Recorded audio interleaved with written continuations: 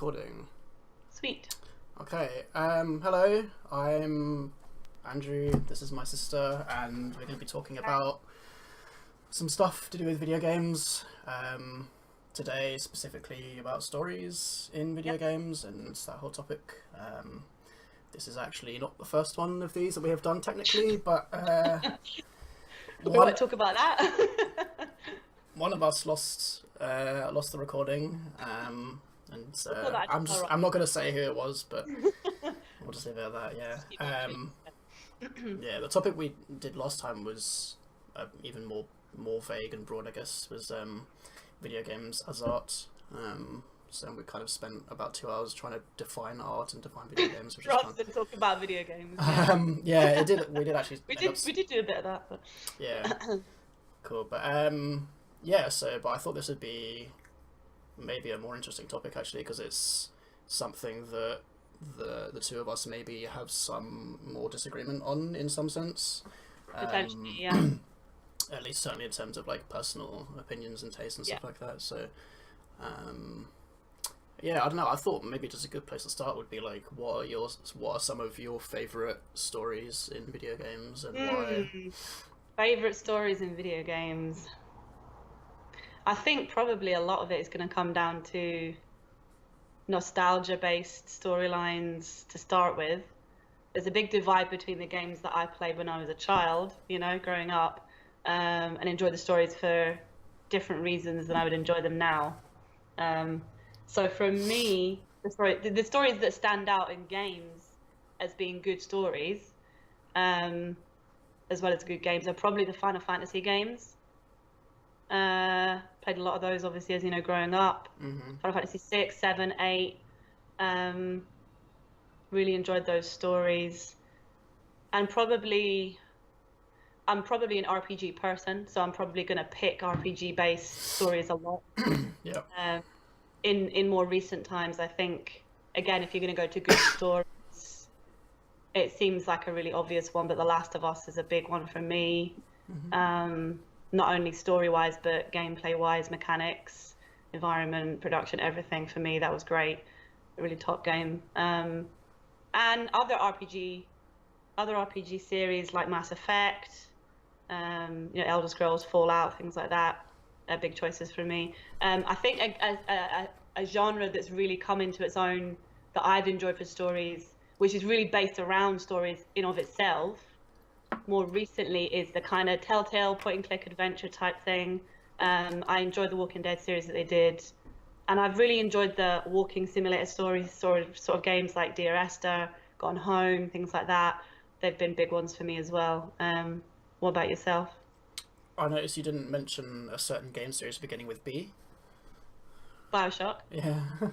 Yeah. I mean, I would put that in that category. Yeah. Okay. I mean, I just assumed you would say that straight away. Well, I would definitely put them in. I think because I'm kind of thinking along the lines of sort of RPG storylines. I'm not sure how much I would class them as RPGs, really, personally. Certainly recent storylines that I've enjoyed, yes, I would probably put them in there. Cool. Somewhere, definitely. But there's a lot of games that I enjoy because of the story. There's also the Dragon Age Inquisition. That whole series was good as well. And there's a lot of smaller games, indie games that I've enjoyed stories wise as well. But probably, if I'm gonna kind of pinpoint it down, I'm gonna start thinking about RPGs more recently, and I think probably in the past to an extent as well, with things like Final Fantasy. RPGs were always story-wise all important to me. I wonder if that's just partly because with RPGs there's a lot of investment there in how you create your character and your choices that you make and so on and so on. Life is Strange, of course, story-wise was also a really big one for me. That's not an RPG, but again, that was a big one for me. Don't Nod's production companies, Life is Strange is definitely up there. Yeah, what about you? I mean, Final Fantasy VII's the most obvious choice to some degree. I wouldn't say it's necessarily my number one choice. Although if we're literally just saying story, like the story in isolation rather than the whole game, then it probably is Final Fantasy VII. Okay. But then if we're talking about the story within the context of the game and within the context of the mechanics and stuff, it's probably like it's Portal and the Swapper are probably the two main ones. Yeah. Good choices, both good games. Yeah. The stories in them are kind of like they serve different purposes, I guess. But yeah, the Swapper was a really kind of took me by surprise, actually, the story in that one, because I don't often tend to like have much of a connection with stories in games and characters and stuff. And I mean the characters are not that big in the Swapper, but the plot and I ended up becoming quite invested in it. I can see why. Yeah, and the way that it ties in with a lot of the like level design and stuff, I thought was really quite cool. Yeah, and the ending to that game as well is really impressive, I think. Yeah, I've yet to play the endings. Okay, I won't spoil it for you. But yeah. No, the ending to that game like nearly knocked me over. That was a really good ending. Fantastic. Yeah. But yeah, I can't really think of any other ones other than that. Those are the main ones. But so what do you think? Are there any common elements between some of those ones that you just mentioned that make them good? Yeah, I mean, actually, is this going to keep happening when we're going to go, oh, and this one, recently as well, The Witcher 3 for me, I think story-wise, I mean, The Witcher 2 was excellent as well. I think story-wise, The Witcher 3, again, an RPG, Red Dead Redemption, again, an RPG. It's hard for me to not pick those ones. I think some of the GTA stories have been good too. Not really looking at GTA 4 so much, more GTA 5, GTA 3. Those have been great. I know not everyone's cup of tea, but I think story-wise, they've been great. You know, again, RPG-ish. Things like Knights of the Old Republic and Knights of the Old Republic 2 are probably two of my favourite games ever, and we're talking older games now. Again, back to kind of Final Fantasy era, being younger, you know, and again, they're very RPG-ish, classically RPG. So I suppose what I mentioned about there being an element of, even if it's a bit of a pseudo element, an element of choice, feeling like you're directing at least some of the story choices, if not all of them. I mean, people talk about Final Fantasy being kind of traditional RPG, linear, you know, exploding the genre, things like that. You know, whereas actually when you go and play it now, compared to what we're used to with RPGs, story-wise, it's fairly linear, a lot of it, story-wise, at least. There's a huge amount, I mean, I know RPGs aren't all, you know, it's not all about the story. It's about customization and fine-tuning exactly how you want your battle strategy to work and so on, and making that unique. So there's that in there as well. And that's really what Final Fantasy did really well. And actually, the fact that there was even a remote element of sandbox to it where you could run around and do your own thing was really new at the time.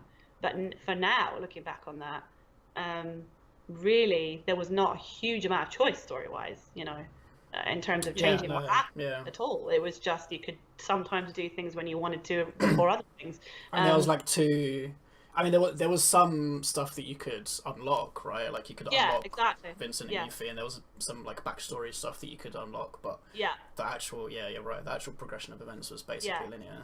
100%, and compared to now, when you think about, oh, well, you still call it an RPG, you have something like The Witcher, where essentially there's so much choice, you know, in different outcomes and who ends up where and what character stays and what doesn't, the end of the story and things like that. So although I say RPG, you know, that to me over the period of my life playing games, it's a wide kind of involvement really. But I would say increasingly more, I suppose this is natural with the times, the more choice there is, at least that it seems like there is. For me, that makes a more enjoyable story, as long as the base story is good, you know. You're making choices of story that's subpar, so to speak. It's not necessarily it doesn't necessarily make for an enjoyable experience story-wise for me. But like, you know, like recently, I'm a big Fallout fan, as you know. I love the series. I really enjoy all of them.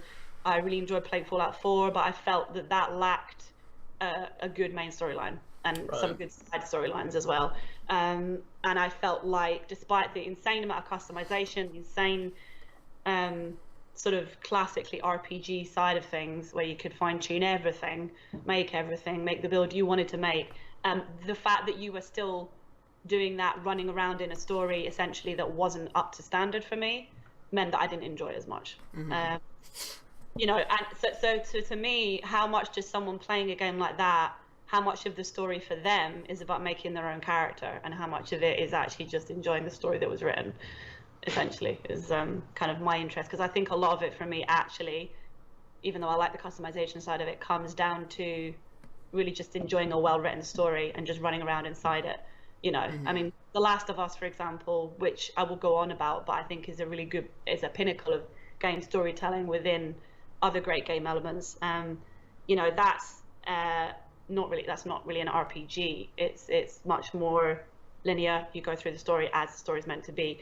But it, to me, feels like there's, despite that fact, that there's still an amount of choice in it, incredibly, because of the way that the environment is, and the way that you react to things and choose different ways to adapt your play to different enemies and so on and so on. It actually makes you feel like you're making decisions that are story based, even though you're not really, which is impressive in my opinion, and I think made me feel like I was experiencing the story in a very individual way, even though I suspect it's a lot more linear than a lot of other story games I've enjoyed. Yeah. So I think there's definitely a skill to that. Writing a good game story isn't like writing another type of story. Making, even in an action adventure, a very linear story, making people feel like, despite the lack of choice, that they're really involved in it. You know, I think that comes down to involving storytelling, at least in my opinion, rather than always, you know, game mechanics and things like that. I don't know. What do you think about that? Yeah, it's. I don't know. I mean, what do you think is the defining characteristic of these kind of heavily story-focused games that differentiates them from, well, differentiates them from you know, other forms of storytelling like novels, or you know, if you're talking about choice in stories like a choose your own adventure book or something like that, which isn't necessarily a storytelling medium but it's taken particularly seriously by many people, but it's, I mean, it's the nearest equivalent, right, of Definitely, of the kind of stories that you get in video games where you have choice. Like, what, to me, the main defining characteristic that I can think of is the fact that in a video game you have an actual space to exist in some sense, which obviously you can't do with just text. I don't know. What do you think? What are the other things that separate that type of storytelling? That type of story, yeah. Yeah, I think having some element of control is the big keyword for me, because. But like, if you compare it with like a really, some hypothetical, really sophisticated choose your own adventure book, where you have like quite a lot of micro decisions you can make, and you can end up with like 5 different endings or something like that. Like, if you remove the element of choice and control, like, what are the other defining features left, sort of thing? Probably. Well, I mean, to me, there's levels of control, you know. And I suspect maybe that comes down to what you're saying, control within a much more extended space. You know, even though that might be on a screen, essentially what you're seeing as is a physical space of some kind, probably, whether that's 2D, 3D, because, you know, in a sense, as well as text type storytelling, you also have movies, you have TV, and you're still seeing storytelling in that sense, and you're still engaged by what you're watching on the screen, which of course is where you get some of the flack for recent types of games that are labeled walking simulator game, as, you know, cinematic game experiences, where essentially what they're saying you're doing is basically watching one long cutscene. You're essentially watching a film with a controller in your hand. It's the complaint. I'm not saying that's what I think, but I think there is a difference. But the difference being that there is no sense of involvement in terms of of existing within the game. If that makes sense. Yeah. As an agent within the game, as in the feeling that you wouldn't be experiencing this story if it wasn't for the fact that you have made the decision to be in the game and to be moving through the game, whatever that moving through the game means, whether it means you're physically walking or you're moving dots around or whatever you're doing, you know, that element of control within that space, if that makes sense, I think. Yeah, that's interesting. That kind of that makes me think of something that Jonathan Blow said a few years ago. I think he was more specifically talking about it in terms of design, like puzzle design and stuff. Yeah. But I think it's actually really relevant is like the distinction between two different kinds of, in this case, stories where with a choose your own adventure book, essentially it's just a very complex branching tree. Yeah. And at any given point you have a set number of given options that the author has laid down for you to make. And so, no matter how many of those you add and how complex you make it, it's always just like a really big, if-else system, and that's it, basically. Logic, yeah. Whereas the other type is more like continuous and fluid. Yeah.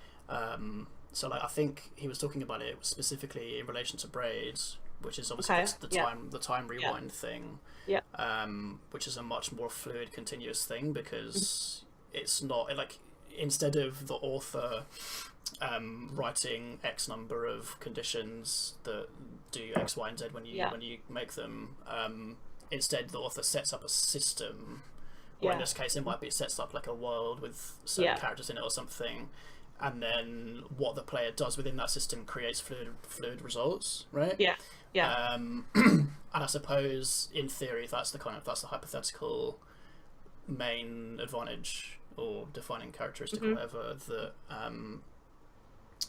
video games can have to utilize to that other forms don't have, right? Because they're an interactive system, and so you can create those kind of continuous things. And it's interesting as well to me from that point of view, as a point of view of excuse my phone's going off there, as a point of view of information, just sheer amounts of information, because as a medium, obviously video games, things being on screen, and the systems that they're run on and the way that they're created is obviously completely worlds apart from, say, a book, reading text as a story or as information. The amount of information that it would that you would have to put down on page to create the same number of choices and the same number of results that you would have in a limited, simple game would be, in some cases, astronomical. You just can't have that much information in a choose your own adventure book. It would just be volumes long, and it would take forever to find the next choice and go back and so on and so on. Which isn't to say that the two are necessarily comparable, because they're totally different mediums. But for me, just in terms of sheer choice, of course, story-wise, if you're just thinking about choice of the reader or the person experiencing the story, of course, video games, in terms of being a new storytelling medium, have the upper hand totally, because of the type of medium that they are. Computer systems now, even compared to when we were young, can be involved in systems and games, and that are huge in terms of their data. You can have, it's ridiculous. And you look at games like The Witcher 3, for example, and the sheer amount of choice that's in them, even compared to a few years ago, is massive now. So you're even further away from what you would have been in the past, where even when, say in the sort of 90s, I remember you could play MMOs on your computer that were text-based, that essentially you could probably fit into a large book. But now you're at the point where it's almost like looking at the data in a totally different way, if that makes sense. Yeah. I mean, it makes me think of World of Warcraft, actually. I mean, when that first came out, it's not like it did things that individually no game had ever done before, but it did things on a scale that had never been done before.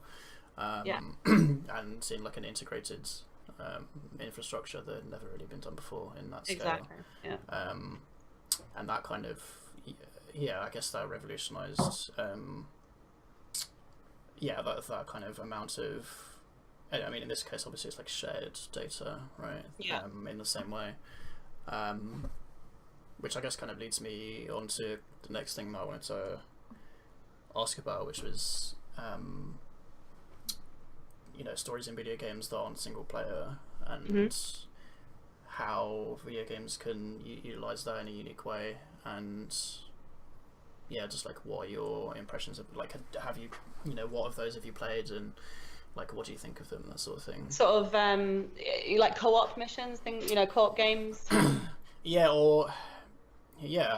guess so, or just like any story in a video game where it's not just, because like you could have a co-op mission in a game that's normally single player where the story is basically identical. Exactly. They just add like an extra person into the cutscenes or whatever. But like games where it is actually like interactive between more than one person. Yeah. Which I suppose is really popular now, because you have a lot. I think it's hard because a lot of the story-based stuff. So actually, a good question. A lot of the story-based things in that element are often single-player campaigns that you can play co-op. You can go and play like Halo single-player campaign. You can sit with your friend and play it online, couch co-op, things like that. There still are couch co-op good couch co-op games coming out, and of course online games. But most of them that are story-based, I wonder why that is, are very much also playable as single-player games. Whereas you find that a lot of the heavy interactability that you get in games now, certainly the ones that are popular at least, may have stories in them, may have story elements in them to some extent, but that they tend to not be about progressing a story, so to speak. So, stuff like Overwatch and Destiny and Battlefront and really, PUBG, you're not, what you're really there to do actually is to experience an environment with friends. I don't know what your thoughts are on how much that makes a story. Is there a story in that because you have defined characters, you have a world that does have a lore to it? Well, yeah, and that's kind of sort of what I wanted to segue into a little bit, really, was like, if you go from, I feel like this is maybe not necessarily the direction that video game stories in video games will take, but I feel like it's one that they could and maybe even should. That I think because it's still a new medium, we're still kind of, and obviously understandably so we're still kind of stuck in borrowing from other mediums to do the things that we want to do in video games, right? So like for telling stories for a long time, at the beginning it was basically just choose your own adventure books, like glorifieds, basically. Then from that's developed into the kind of Telltale games that we've got now and all this sort of thing. But it seems to me like, especially linking back to what I said earlier about the difference between like a discrete, like a branching tree type story and like a continuous, like interactive system, it seems to me that this kind of, it doesn't even necessarily need to be involving multiplayer or anything like that. It can still be single player, I think. But it seems to me that to fully utilize video games as a medium, stories need to move more towards that end of the spectrum and figure out ways to use interaction with environments and with other players, rather than just like implanting linear stories, or choose option 1, 2, or 3 stories, that sort of thing. But I think like I played World of Warcraft for a few years, and I mean I never even got like involved in the story of it, really. Like I never read the lore, or like there's like role-playing servers and I never went on any of them or anything like that, but I still felt like I was creating a story in some sense. Well, that's what I was going to say. How much could you call it a story? Maybe not necessarily creating, because it's not exactly something that exists after it's happened, right? Like if well, that's a good question, isn't it? Because they're like, I play I have played a lot of online games like Left 4 Dead, for example, which still has a good solid community out there. I play a lot of that. I have good friends that I play with when we play that, and go through campaigns, and essentially you can play those single player, but when you're playing online, especially if you're playing versus, you have to play with other people. And when there are lots of times where I've done that with groups of friends, and essentially you're in this environment. There is a story for the characters. It's in terms of what the type of game that it is. It has a good background story and really good characterization, and that for something that doesn't kind of impinge too much on the gameplay, but you really feel like you're in there and that there's some kind of story. But yeah, there's been times where we've played in a particularly interesting, memorable way and had a certain outcome where weeks later we'll be talking about it as if it was a story, Oh, and remember when we had to go this way and we got blocked off because of this, and we took this approach and so on, and then this happened and we'd never seen that before in the game, and this character said this, and we talk about it as if it's a story, but how much is it a story, or is it really just an experience, is kind of my question, Yeah, exactly. At what point do you... I mean, okay, we're back to the problem we have with art, where it's like, how do you define a story, But for me, certainly with multiplayer stuff, that starts to become really interesting. And I would agree with you in terms of storytelling in games needing to, and it will eventually move on from the thing of, right, well, here's a story, and we're just going to base everything around it. I think it's important to still have that. And I think it's important to start from that point of view. But it is interesting to see games starting to not do that, and I think that will go further. And particularly with stuff like virtual reality, I think when you have more player agency and stuff like that, I think you'll find that that's the case. And when you have, again, back to data, when you have you more have an ability for the interactability to become the story. I think that is limited, or it has been in the past limited by the amount of data you can just put out there, in terms of the choice, the possibilities. I mean, I don't know so much about that. You obviously have made games and make games and things like that. So in terms of you doing that, do you ever feel like you're limited by the story or the story-like elements you're trying to put into it, because you think, oh, well, that's just going to there's going to be too much. It's going to be too much data. There's going to be too much going on. There's too much to work with. Do you feel limited by that? You mean like in a practical sense? Yeah. Does it change the way that you add story into it? The fact that you're going to have more to work with? Well, not for me, because I don't really make those kind of games, Yeah, that big. I mean, I think it would be the kind of question that would be interesting to ask like a Blizzard employee, right? Someone who works on the writing staff at World of Warcraft, right? Because that's, that's it was a big game when it was released, and so it's only gotten bigger as time's gone on, and has only had more lore added to it, sort of thing. Yeah. So, yeah, but I think it's proving, like, setting VR aside for a minute, it's proving like pretty stable, I think, as a solution for games to like contain this kind of stuff. I don't think it's, despite like how bad a lot of software is written nowadays, it's still like it's pretty well within the hardware that we have. Do you think that there's like a certain, I mean, I don't know, hesitate to say, like, genre type of game that lends itself to that better? As they are right now, lends itself to what exactly? To the idea that interactability with the kind of game mechanic / environment, essentially is the story in a lot of ways. So obviously you have a very definable story in games like Portal, but the future of that kind of thing, is that the kind of thing that lends itself to that more? Because in a lot of games you have a character, essentially, because you almost have to, because it's representing you. Even if it's it's the interface games between like you and the game. Thomas Was Alone or whatever like that, and you're a shape. Like, you're still a character, aren't you? To some extent, even if it's first person and you're just moving around.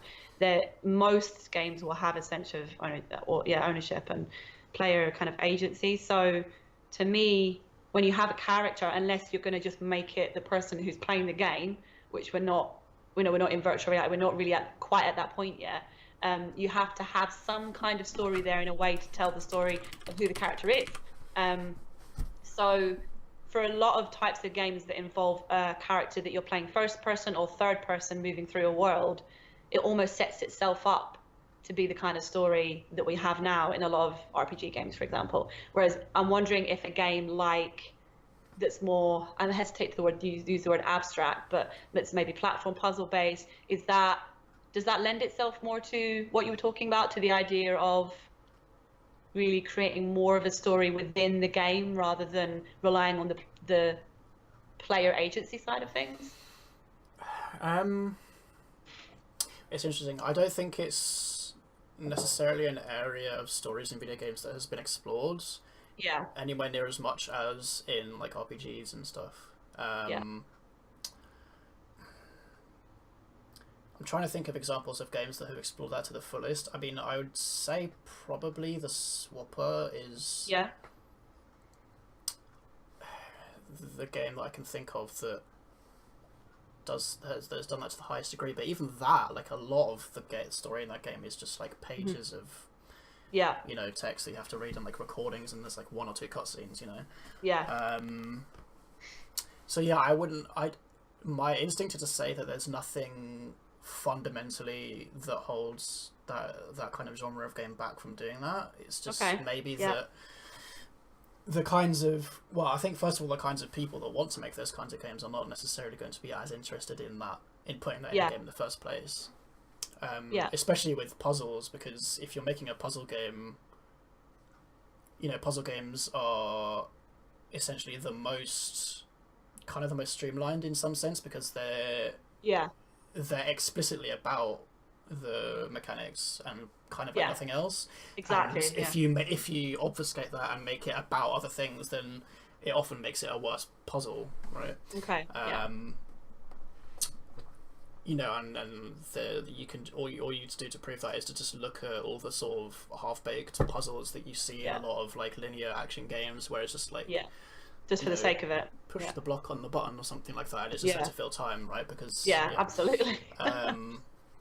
But I would say that, and I think that's why I was saying that this is something that games should try to move towards more in general, is because it's an unexplored territory where I don't think we really know exactly what's there yet. What would you, I mean, if you can answer it, what would you most like to see out of that? Like, what in terms of what kinds of games, would you like to be sort of seen to be starting to be made in that vein? Like, how would, in terms of how you play them, how the story manifests and that kind of thing? If you can answer that. I mean, I think it does. I mean, obviously, it does have to be linked to what you were saying in terms of choice, and I think again, this is something that Jonathan Blow talked about with The Witness, because he was originally with The Witness going to have much more of a story. There's like barely a story in The Witness now, but he was originally going to have much more of an explicit story that was more important in the game. And obviously in The Witness, the little audio logs that you find, like little tape recorders that you find out in the environment. But it was originally going to be the case that there was like each audio log would be a different excerpt from the story. And so, but because the audio logs are just hidden in the environment, you can't guarantee which order the player finds them in. And so the interesting thing was going to be like whatever order the player finds them in changes like how they experience the story, and like what order events occur in, and all this kind of crazy stuff, right? And that, like, obviously it didn't end up in the game, but just hearing about that really kind of captivated my interest, because I thought that's not, to my knowledge, something that I've ever seen in the video game. Which is why I kind of stole it and am planning to use it in my game. But it's stuff like that where it's kind of, it's like a two-way link between the player's interaction with the game and the written story, if that makes sense. Absolutely. Because obviously you have like at one end of the spectrum, you have just a completely like 100% linear story that just goes from A to B, and you don't have any say in it. You can like there's some action cutscenes and stuff like that, and that's it. Exactly. like Uncharted or something like that. But Yeah. and then at the other end of the spectrum, people might say like, oh no, you need to have like Yeah. completely like user generated, Yeah. you know, which might be, well, you might say that's like PUBG or something like that, where there is literally zero story, and it's just entirely like what arises from playing the game and stuff like that, the situations that arise. But Minecraft's a good example of that as well. Yeah, exactly, yeah, that's probably a better example actually. But yeah, I don't feel like there's necessarily no fundamental reason why those two things can't be combined in some way, you know. No, I would agree with. I think actually it comes back a little bit to what you were saying about existing in a space in a game. I mean, an interesting question for me is, if you have a game, how much does the environment, whatever that is that you're in, that you can interact with, how much does that environment need to be, what's the word, interactable with, to really make, a story, to really benefit a story, to really be part of a story. I mean, there are games where you can literally run around and flush every toilet, for example. Like you can interact with everything. Fallout 3 was very much like that, and I really enjoyed that. You don't have to, but it's all there should you choose to do it. So does that kind of interactability with the environment itself, the possibility that exists, the fact that makes it psychologically very believable to a player, is that important in terms of telling the story, the fact that the person then believes that they're in it, because a big part of playing games is sort of to an extent believing you really do have agency, freedom to play and make choices.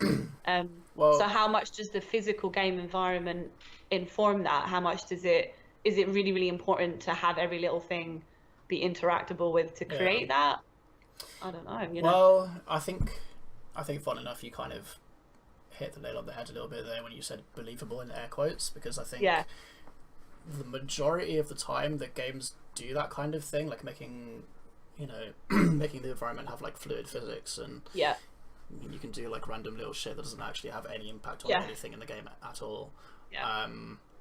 My suspicion is that most games do that most of the time because it tricks the player into thinking that they're more of an agent in the game than they actually are. Absolutely, Like, I haven't played Uncharted 3, but my guess would be that Uncharted 3 has the same kind of thing where, like, people say, you can do anything in that game. Stuff, but it's like, actually, you're just basically playing a movie, really. And Far Cry is the same. I love the Far Cry franchise. And there's a lot of RPG element in it, particularly when you get to Far Cry 3, and choice in a lot of ways. But certainly little tiny interactable things like that certainly make it feel a lot more open than it is. It's very common to have that in games. And I think actually why I like games like, I mean, you mentioned Bioshock Infinite, which is very linear in almost every way. There's no choice in it really at all. It is because they actually do very well at holding back from a lot of that stuff and actually just relying on using the game to tell the story itself, rather than saying, we can let you interact with everything. And I think when it's done well, for again, I bring up Fallout 3 for me is one of my favorite games. Yes, it's clunky in places, it's not perfect, but for its time, it's not far off it in terms of what it's doing. And I think that when that kind of interactability is done right, I think it can work if it's done cohesively as a whole. But I think generally shoehorning that stuff in is hard because a lot of people enjoy it, and a lot of people will talk about games like that as if they are this really big, complex layered story, and it's clearly because all they've done is run around in a world where they can just touch stuff. I mean, that's is that a story, Thing is, I don't have a problem with that in and of itself. It's it's just it's just that it's kind of obvious when AAA studios put that stuff into their game because they've been told by their playtesters that it makes their game more immersive or whatever, right? And I think it's to some degree it's just a product of the AAA methods, broadly speaking, the AAA method of developing, which is you make something and then you bring in like, some people to test it, and they all give you feedback, and then if X number of people say, I don't like this part of the game, then you just remove it, regardless of whether or not you personally whether or not it matches the design goals that you started out with, or your own like artistic, tastes or anything like that. Right? And so, well, that makes me wonder how important psychologically immersion is for storytelling in games, though. In that sense, in that not everybody has the same tastes in games, let alone storytelling in games. And certainly I can very, very much enjoy games that aren't about immersion, or a very limited amount of immersion in them. And some of those are my favorite games as well. But certainly I really enjoy immersion, and maybe would go as far as to say that I think it's important for storytelling in the certain games that I like. And I wonder how important that is to a lot of the average gamer, if you were to ask people about storytelling and games that they thought had really good stories, and not say anything else about the environment, the physics, how much of those answers would be down to people who actually underneath the surface just felt like that they could just do a lot in the game, let alone not really tell a story. I wonder how much that would be the case. So that's interesting, because then you have that question, don't you? You were asking about, as the designer and a game developer, company, individual, group of people, you have an artistic idea where you go, you know what, we're going to do this differently. How much do you trust that, making that change and saying, well, okay, we know that you're used to this type of storytelling because you're used to it when you watch a film or when you read a book, but we're actually doing it differently now, When do you take that risk? Well, I mean, how much you take that risk depends on how much you care about the game making money, really. I think it's basically as simple as that, apart from a few rare exceptions. It often is in new art forms and so on, isn't it? So. Yeah, it's understandable. Absolutely. If you're a company whose purpose is to please your investors, then you have to you just have to do what you have to do. I don't necessarily mind that in and of itself. And to go a bit more into the environment thing specifically, and the interactive environments, I'm not even necessarily saying that it's a bad thing for stories, or that it's an unnecessary thing for stories. I think it's maybe an area that hasn't been explored as much as it should, because I feel like designers have basically reached the point where they've found out that they can make all the things in their environment interactable. You can just do whatever you want. And then kind of stopped there and not thought okay, but how can we actually turn this into an integral part of the storytelling? Which is kind of maybe you can't, but maybe you can, because nobody's tried to really do that fully. No one really knows exactly yet, right? I would say that's probably, because above and beyond the obvious sort of things that you might find in games that take that a bit further, where they've really thought about story elements popping up as part of the environment, so to speak. There are games where that definitely feels like that's the case, above and beyond just collect these pieces of story and listen to them or read them. Like for example, any Elder Scrolls game where you can read whole books, and that adds to the lore, and in a lot of cases adds to the main storyline that you're part of, and so on. Above and beyond that, and things like BioShock, collecting audio recordings and so on and so on. Above and beyond obvious things like that, where you will occasionally find games where things changing or moving. Gone Home for me is a really good example of that. The house itself that you're in changes as you progress through the story, almost as a reflection of the story itself, and then the secrets that the family have, and rooms where you'll need to go into a room and try and do something and try and get through a certain door, but if you haven't done this thing yet, then you can't get through the door, and it always represents a part of the storyline. It's usually very metaphorical. I think for me it's a good example of using an environment as the story. The house is really the story. That's something that's often said about that game. It certainly doesn't take it to a level that we're kind of discussing, but I think it needs to go more in that direction if we're going to look at that kind of thing. Yeah. And yeah, I agree. Taking it to the level we're talking about, I think is something that we're not really totally sure about yet. And I wonder how much of it, I know I've mentioned this before, but how much of it really is to do with whether there's a limit on the environment in that sense until we get to things like virtual reality. And at that point, how much are you saying, it's a discussion for another time, but how much are you saying that the story is in a game, and how much are you saying it is within a more real, sort of real life environment with almost infinite player agency in terms of how you're moving around physically and so on and so on. So I think for me, I wonder how much the storytelling side of it that you're talking about is limited by the stage that the medium's in at the moment, if that makes sense, physically, practically. Do we need to move on to different way of building the environments to have that, or I don't know. No, I'm not convinced by that, to be honest. Mainly because like I've seen like one or two games that have been very experimental in this regards, that have done things within this domain of storytelling and interactivity. Okay.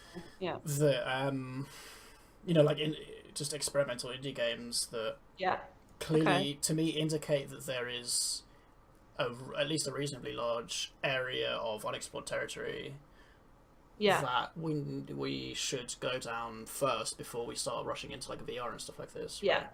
And it's kind of interesting, like thinking about the whole VR thing at the moment, because it's kind of like falling flat on its feet a little bit, or falling flat on its face a little bit at the moment.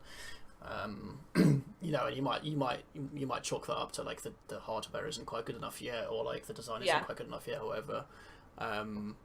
I personally kind of think that it's actually just that the world's not ready for VR yet, really. I think that video games are still such a young medium, and there's still so much we still need to do with 2D and 3D before we go to VR. Like I think that, I personally believe that VR is like kind of has some implications for video games as an artistic medium that are just kind of like beyond what we could comprehend right now, but I don't think we can go there right now, because I think there's stuff that we should be exploring and trying out first, sort of thing. Of course, with the technology fast moving in that direction, it's almost unavoidable, unfortunately. In a sense, we're using VR now to train people in being pilots, or things like that aren't even games, and which are good and useful and important. People are learning how to do surgery and things like that, and so on. But I think inevitably it lends itself straight into the gaming industry, because it filters down into things like, rather than learning things, just experiences. When you want to go on holiday to this place with us, well, we'll let you experience it for a little while first to see whether you want to pay for it, and then you move from that to, you can play a game, so it's almost it seems like an inevitable and obvious jump to make, but I think you're right in that there is a lot more to be explored before we can do that, and certainly before we can do that right. And make it good, because I feel like what's probably going to happen is essentially already happening, is that we just go, it'll be like playing games now, but just there. And I'm not sure that's really the way we should be using VR at all. I can see the appeal, and there's certainly a big part of me that goes, yeah, that would be cool. I wouldn't mind feeling like I was actually in Fallout 3. But certainly if we're talking about the way that games can progress as a medium, then I think it would be drastically, and it is unfortunately, I think, going to be drastically a shame the way that VR is probably going to be used for a while. I think it's probably going to be used in terms of just, it's a game, but it's just like you're in the game now. Again, is it what sells? How much does that limit the ability to explore other options of sale? Obviously, you've seen some more experimental games, but they're indie games. You get that with other art forms. You get that with film. Certainly with literature, from the dawn of time, you've had more experimental ways of using mediums that have not blossomed for a long time because I don't know, because of what people enjoy aesthetically. Is that, that's a big part of it. Yeah, I guess it's also kind of just what individual designers are interested in exploring, really. Yeah, I mean, like, I don't, I'm all for like individual designers that find VR kind of cool and interesting, just like try it out. Yeah, definitely. If that's what captivates your attention, then like that's what it is. But yeah, I feel like there are some like rather fundamental questions and things about video games as a medium that we haven't really addressed head on yet. Not that we need to as such, but just that we need more time for that to happen naturally. Do you think a big part of that is actually talking about VR is the fact that not only is technology, what we can do with technology, increasing, of course, as time goes on, but the rate at which technology is becoming more powerful, the rate itself is increasing. So, you look at, if you can compare it, I mean, there are statistics out there, if you look at the rate of technological advance over the last 20 years compared to the last 100 years, it's astronomical. The rate at which we are sort of inventing and improving upon previous technologies is in of itself going up, So how much does that affect a medium like video games that relies so heavily on what we would consider stereotypical technological improvements? Is that going to start doing things like limiting our ability to really explore how we tell games in 2D, stories to tell stories in 2D or 3D games, if we feel like we've not really done that to the level we want to do it? But then technology's out there going, well, we look at these systems we built. How can you not use them? Wait, slow down. We're rushing. How much of that is a problem? Because even when you're thinking about the first video games, arcade games and things like that, a few decades ago now, in our parents' youth but slightly before that, you're looking at technology for games that is just so different in terms of, at the time, people thinking about what might come next. Whereas now, I feel like there's a huge difference. I feel like we're taking leaps and bounds with technology in a way that means, do people feel rushed? Do people feel like, we need to put the storytelling aside to some extent, the way that we tell stories in games? We just want to move on to something that's bigger and better and more realistic.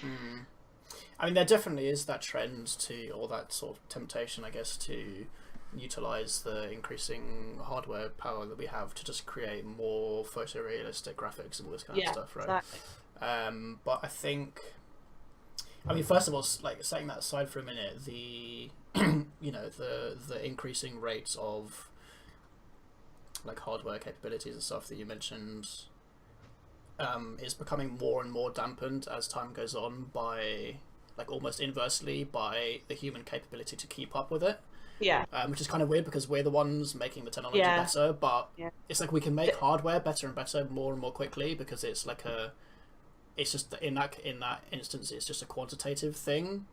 But we can't necessarily make software better and better in order to keep up with it, right? Because that's not just a quantitative thing. That's not just a matter of increasing the number of transistors that can fit on a chip or something like that. Physically, it's actually like something that you have to design and create. Exactly. So, I saw somewhere recently, I can't remember who it was, someone like Elon Musk, someone like that, saying, the prediction for at this point in the future, if the rate of technology continues the way it is, will be the point at which we're creating systems that are far outdoing us, so to speak, in terms of understanding themselves and creating themselves, things themselves and so on. So that is well, exactly, and that's actually like quite a good example, is because, like, the whole AI thing that Elon Musk has kind of invested in, and like you see it when you go on, like some websites have like like the new version of Capture where you have to select certain images that contain a given object or something. It's like facial recognition, like recognition of objects and stuff like that. It's true. It's like nobody knows how to actually write a piece of software from scratch that can recognize a car in a picture, but we know how to write programs that can learn how to recognize cars in pictures. You know, it's weird. It is crazy. So that's kind of a prime example of that, actually, where we're not able to keep up with our own advancements in technology. And I think that does kind of draw some parallel in some way, in some sense, to video games, you know, because like, you know, the original Doom was released like 24 years ago, something like that. 93, right? So, and like, how many modern 3D FPSs are basically just glorified Doom? A lot, right? Like a lot of the AAA, like, you know, so first person, you know, and that's not, and I'm not even saying that necessarily to bash on the developers of those modern games. Absolutely, because like 20 years is not really much time to exactly. figure out a certain medium, right? And this is what I mean, like, you it's know, new. X number of centuries ago, when a composer started doing new things with music that previous composers hadn't necessarily done, they needed like a good couple of 100 years to really explore it and figure it out. And now we're like, oh, like we've had like 25 years of 3D, years, like fuck it, let's just go to VR now. It's like, what? Exactly. Hang on, like precisely. And that's why I wonder how much the rate of technology, you know, that kind of the medium that it's the sort of physically on, how much that's kind of affect, you know, the fact that is affecting that, you know, and whether because of that, important elements like, say, the storytelling side of a game, then almost becomes like a background thing, not for all games, but for some games, you know, a kind of like, we'll put it into the game, but the priority is to make the game look realistic. Exactly. Yeah, I think you're right. And I think maybe in some sense storytelling is kind of the aspect that will suffer the most, because it's the part that's least necessary to do well in a game for people to like it, right? Like Super Mario proved this, that you really only need a very basic story for people to become invested in the world that you're involved in, right?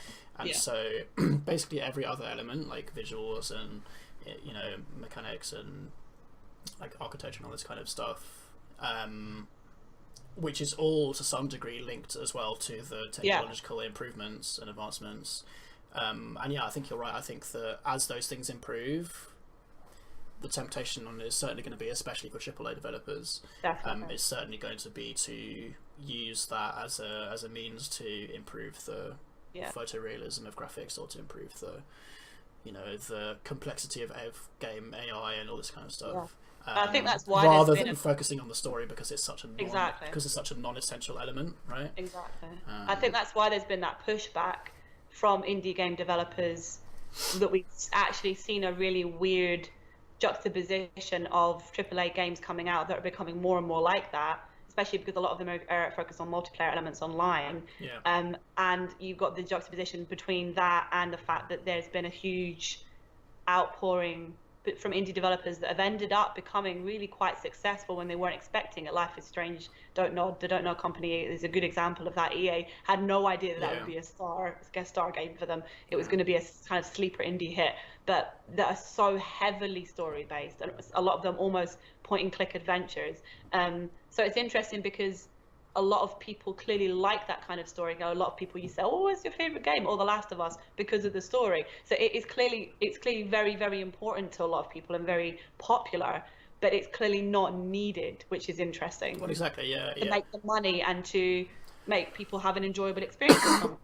In the same way that you can have Hollywood cheesy blockbusters out. I mean, I enjoy them as well. You can go to them and you will certainly enjoy them, just in a different way. It doesn't mean that I'm not going to go and enjoy that art house or, you know, lesser well-known film that is much more heavily story-based, much more involved in that sense and well-written, and more about the story rather than just an experience of things happening that are exciting, you know.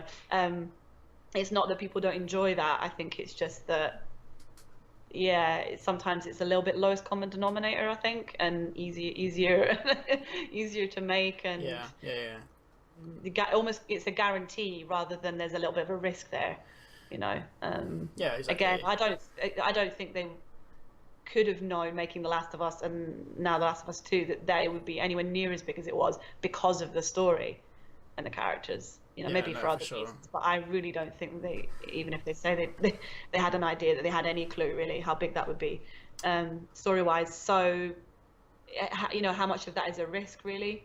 But I mean, and that's why that kind of thing, in some sense, kind of inevitably will come from indie developers, because they don't have that's what I was wondering. They don't have that pressure, you know. Right. Yeah. Which is why, like, basically, the vast majority of the advancements and exploration into that field of storytelling has been from indie developers, certainly in recent years at least. Yeah. So yeah, I don't know. It's the kind of thing where I feel like, in some sense, it's hopefully gonna turn into a case where the indie developers kind of, in a weird way, like indirectly determine what the AAA developers do. You know, like it's a weird situation that's happened a few times before, where you know, one single indie developer, like one small group or whatever, you know, hits on like hits a nerve almost, and they commit really hard to a single like ideal, like artistically, and it resonates really well with people. Like Minecraft did that, like Braid and Nimble did that sort of thing, and obviously Life is Strange as well. And it's had big effect. Exactly, yeah, and so that's it's only at that point that the AAA developers will kind of will take that on board, right? Yeah. No, that links back to what I was saying before about how like it's this massive unexplored territory that we need to explore, and at the end of the day, the people that are going to do that exploring really are going to be indie developers. Yeah, you know? I think I would agree with that, and I wonder when I was saying a minute ago about with different art forms, you know, that probably happens to an extent, in a kind of similar way with different art forms, of people experimenting more. When they have less of a need to kind of go with the kind of common accepted kind of way of doing it. And you know, not that necessarily is a bad thing. Things are often popular for a good reason, you know, and accepted for good reasons. But whether that kind of in this case pushing that kind of storytelling with games, and in the, you know, using the game, using the environment, to tell the story rather than just shoehorning story in, how much that's going to really come from indie developers. I suspect that's probably true. I think I've probably already seen a little bit of that to some extent. Yeah, I would agree with that. Well, we've actually agreed more than I thought we would. I thought there might be less agreement there. You did a good job. I mean, the only real disagreement is just like in terms of like taste and stuff, right? That's why. I think so. Yeah, I think probably that's probably less of a problem than I thought it would be in terms of discussing, you know, storytelling in games in terms of how it's going to move forward. Yeah. If you can agree that it's important, and you know, and that we need to find new ways to do it, I think that's. I mean, yeah, that's the thing. Like, I wouldn't necessarily even go so far as to say that it's that important in, like, for me personally, like in the grand scheme of things for video games as an art form.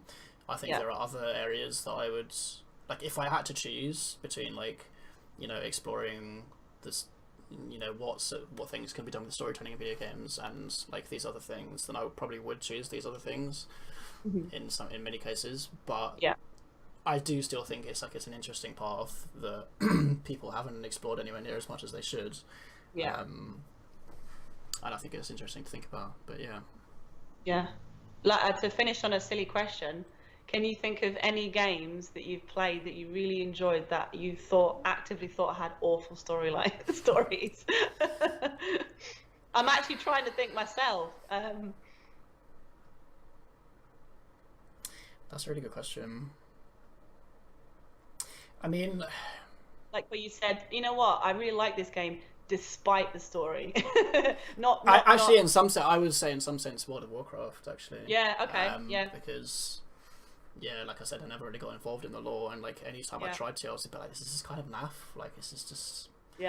You know, like, it's ostensibly supposed to be kind of like fantasy and you know, borrowing from a lot of the like really big fantasy authors and stuff, but when you actually like read the writing and stuff, it's just really bland and like uninteresting. Yeah, that's the only one that comes to mind for me. Yeah, I think for me. Oh no, sorry, I do have an answer. Portal 2. Oh, sorry, yeah. Portal 2. Okay, yeah. You actively. Although I mean, I didn't necessarily enjoy the rest of the game that much, but I did some of it, like maybe the first third of it or something. Okay. But then the rest of it I didn't enjoy because it just ended up being like non-stop story and there was like no gameplay. Okay. Yeah, that makes sense. The story, like that entire game, was just such a disappointment to me, like compared to the Really? first one. Yeah, like nothing. Yeah, I agree with that. I think. Yeah, definitely. I think probably for me, the closest that I'll get to that is games like Call of Duty, for example, Halo. Okay. You know, for me, whilst I can see the appeal, I'm not mad, and I enjoy, for example, things like Call of Duty World War II. You know, I enjoy the historical aspects to it for the fact that they're historical, because they're things I'm interested in real life, historically, story-wise. But in terms of in a game, they don't hold as much of an appeal to me as just the game mechanics. You know, the different guns, you know, FPS style gameplay. It's not my first choice of game, but it is one of my favorite types of gameplay, if it's done well. And that's certainly something in a couple of cases where the only reason that I've really, really enjoyed that is that, and certainly not the story, which in some cases I think is just totally ridiculous and subpar. So well, I mean, it's another, like, it's a classic example of exactly what we were talking about, right? Where like the quality of the story is not a necessary part of the game's success. Yeah, it's maybe not even the choice to tell that story. It's just that it's done really badly, in my opinion, a lot of the time. Yeah. And what makes it good actually is what you're running around doing, not the story that they're trying to tell, or the way they're doing it. So yeah, I can enjoy those for, you know, flying around in ghosts and shooting people and stuff, but not for the story they're telling. I'm sorry, Halo fans. I know there are a lot of people out there who love Halo lore and the story. It's probably just a personal choice thing, but that's probably my example. So yeah, it's been good. Cool. All right. Been a good discussion, and we've managed to stay away from trying to define words too much. There was 2 or 3 points where I was like, should I ask the question? I think, nah, fuck it. Let's not go down that route. I don't think we talked past each other or anything, so there's no point. No, exactly. Yeah. Well, it's been good. Cool. All right. Well, we'll think of something else for next time, but definitely, it's been good, and we'll do this again. Okay. All right. See you later, guys. Bye.